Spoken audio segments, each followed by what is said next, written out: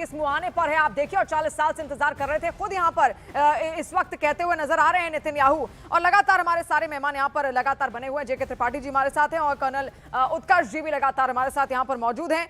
उत्कर्ष जी, ये मैं आपसे समझना चाहूंगी, देखिए मैं यहाँ पर बातचीत भी कर रही थी जेके त्रिपाठी जी से कि किस तरीके से पहले बहुत दौर की बातचीत यहाँ पर हुई, ऐसा लगने लगा था एक समय पे कि अमेरिका अब मना लेगा ईरान को और ईरान भी मान जाएगा। ईरान धीरे धीरे उन शर्तों को समझ रहा था, वो मानता चला जा रहा था, लेकिन बातचीत के दौरान ही आप देखिए किस तरीके से उसने जितने भी वाटरवेज थे वहां पर अपने तैनाती यहां पर की और अचानक से अटैक अमेरिका और इजराइल ने मिलकर ईरान पर कर दिया। ईरान को भी शायद उस दौरान आइडिया नहीं था कि बातचीत के दौरान ही ऐसा कर देंगे।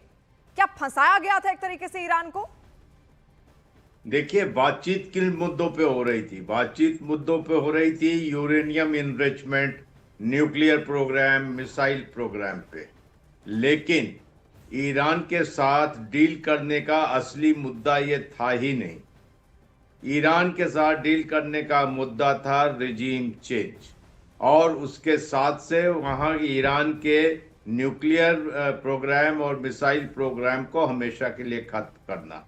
यहाँ पर ये चीज़ आती है, इजराइल के एग्जिस्टेंशनल जो उसके अस्तित्व की लड़ाई है उसमें अमेरिका ने साथ दिया है। पूरी दुनिया में किसी भी लीडर की बात चाहे डोनाल्ड ट्रंप ना मानते हो, लेकिन मैं जानना चाहता हूं कि ऐसी क्या घुट्टी पिलाई है बेंजामिन नेतन्याहू ने कि उनको ये ना नहीं कर पाते। जून 2025 में भी उन्हीं का साथ दिया था और आज भी दे रहे हैं। तो जो युद्ध के पहले बातचीत के दौर चल रहे थे, उन बातचीत से कोई मतलब था ही नहीं जी। ये अटैक का मन बना लिया गया था, इसलिए अटैक हो रहा है। आप खुद कह रही हैं, आईडीएफ के ऑपरेशनल हेडक्वार्टर में गए हैं और कह रहे हैं हम इस चीज का 40 साल से इंतजार कर रहे थे।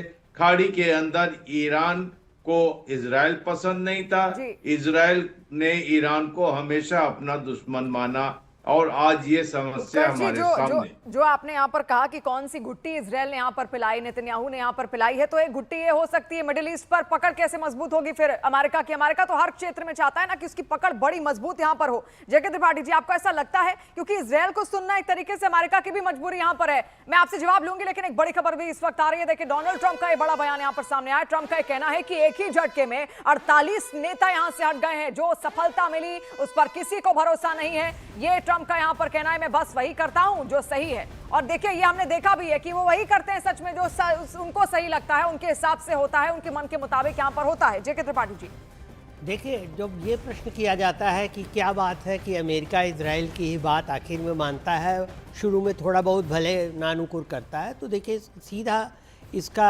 जवाब ये है कि वहाँ की इकोनॉमी का, वहाँ की अर्थव्यवस्था का 68% जो है यहूदियों के हाथ में है।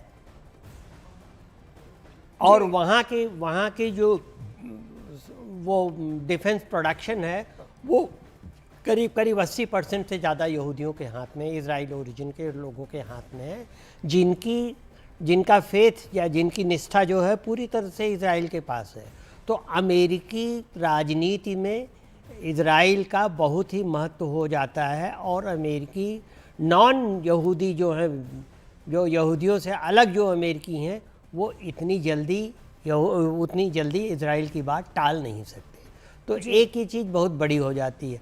अब रही बात कि ट्रम्प जैसे कह रहे हैं कि 48 नेता मारे गए, ये सब ठीक है, मारे गए, लेकिन अब क्या है कि आगे अगर और भी अमेरिकी सैनिक मारे जाते हैं तो निश्चित ही अमेरिकी जनता को अच्छा नहीं लगेगा, और अमेरिकी जनता के मन में ट्रंप के प्रति विद्रोह या द्वेष की भावना और बढ़ेगी। और मेरे ख्याल से ये युद्ध होने के बाद ट्रंप के भविष्य पर बहुत बड़ा प्रश्न चिन्ह लग जाएगा। जी बेशक, यहाँ पर भविष्य पर चिन्ह तो लगेगा, क्योंकि नहीं चाहते ट्रंप किसी भी हालात में जो बॉडी बैग्स हैं वो अमेरिका तक यहाँ पर पहुंचे, और यही कोशिश इनकी, क्योंकि सीधे वो उनकी मिड टर्म इलेक्शन को प्रभावित यहाँ पर कर सकते हैं। और देखिए, इस बीच आयतुल्लाह अली खामनेई की हत्या के बाद कौन बनेगा ईरान का सर्वोच्च नेता? सबसे बड़ा सवाल यही है। अली खामनेई की जगह कौन लेने जा रहा है? इस पर अमेरिका और इजरायल की पैनी नजर है। ईरान में एक कार्यवाहक सर्वोच्च नेता को नियुक्त कर दिया गया है, और जल्द ही एक स्थायी विकल्प पर फैसला होने की उम्मीद है।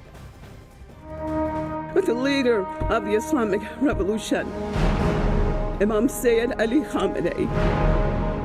The terrorist regimes of the United States have killed the leader of the Ummah.